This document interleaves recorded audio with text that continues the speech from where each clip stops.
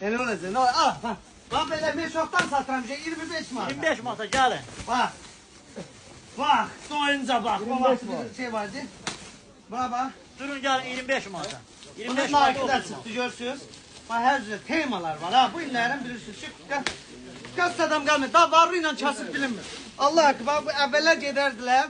Misal üçün də imkanlı adamlara baxırdıq. Əynində belə şeylər görərdik. Soruşanda qaqa sən girən koldur. Ala indi hamının girən koldur bax. Varlı kasıb şey bilinmir. Hamı da bax 25 manata. Amma alıb 100-ə 150 yap. Bax buna lap çıxılısı da var ha. Xırda adamlar da gələ bilər. Sonra bu nədir? Mən biraz danışa buranı qatdım qarışdırdım. Buna bax not face'də 25 manata. Dənizə də geyinə bilərsiniz alıb. Çiğ yoğulu. Yayda. Qapını bağlı da, qapını bağlı da. Qalsa da qapını bağlı. Balık tutmağızda da istəyir. Geç orada. O nədir? Ay atmayın ağ geyinəm var. Dan görüm buna bax. 25 manat. Ləzzət.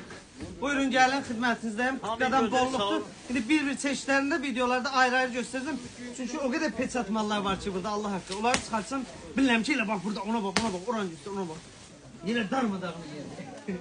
Öpürəm sizi. Var ol. Gözləyirik gəlin sağ olun. Ekspresiz tutsun.